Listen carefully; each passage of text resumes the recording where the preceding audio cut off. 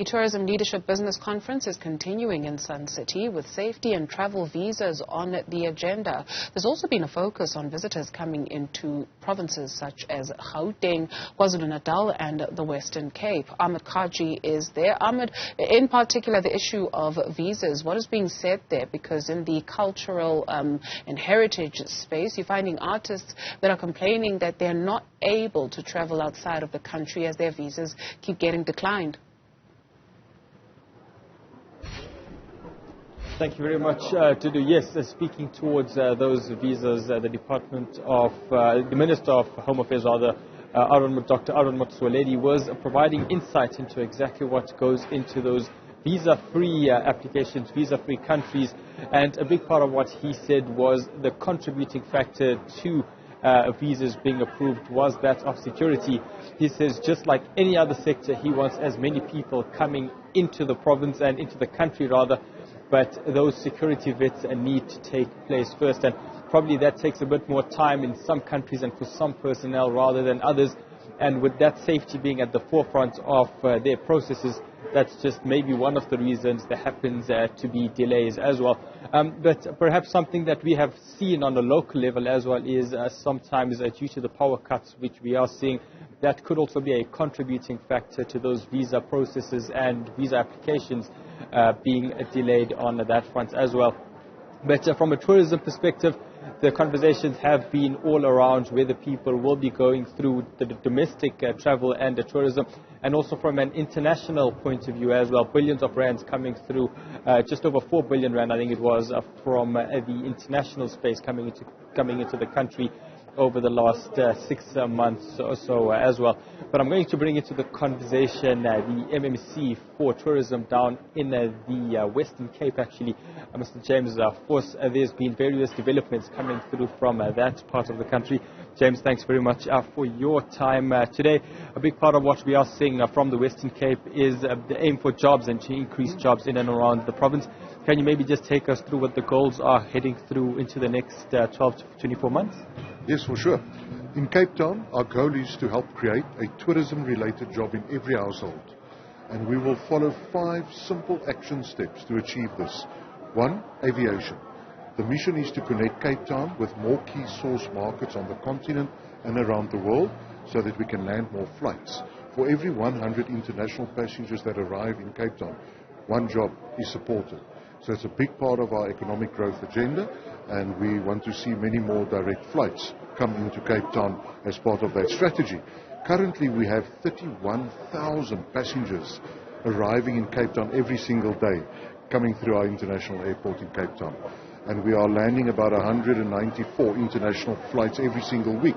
So it just shows you the importance of aviation to connect Cape Town to key source markets so that we can get more travel and trade.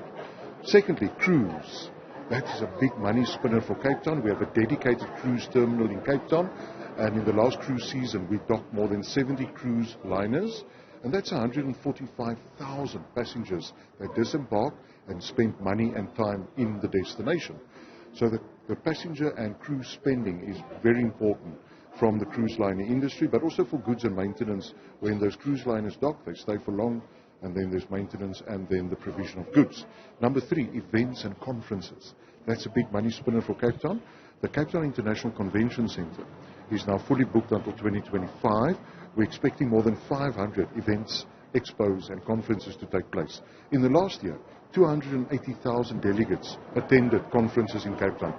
So the city government supports the Conventions Bureau, which then gives us a lot of these events and conferences coming into Cape Town, but it's those affiliated sectors that creates the jobs. Transportation, education, hospitality, restaurants. So it's that ripple effect. And number 4, product development. We need to develop products in communities where people live, work and play. So that's going to be a big part of the plan, to work in communities with private sector so that we can develop more tourismpreneurs, because those local businesses provide jobs and they provide a service. And number 5, clever campaigns backed up with conversion. So the idea here is that all of the campaigns we will do, whether it's South America, Europe, Africa, North America, the UK, all of those campaigns will have a conversion, because it's the conversion that will give you the forward booking and it's the forward booking that benefits businesses. So those are the 5 simple steps that we will take to create more volumes and values from tourism, because it's a big economic driver and it creates employment opportunities in a multiple of industries. And that's how we will create one tourism-related job in every household in Cape Town. Just touching briefly, we had seen Delta Airlines, United Airlines flying into the Western Cape over the last 12 months or so. We believe there is also an update between the City of Cape Town and Kenya Airways. Yes. So I'm very happy to report that the City of Cape Town and the City of Nairobi in Kenya have signed a sister city agreement. So we are now twinning on the continent to see how we can stimulate trade and travel between the 2 cities.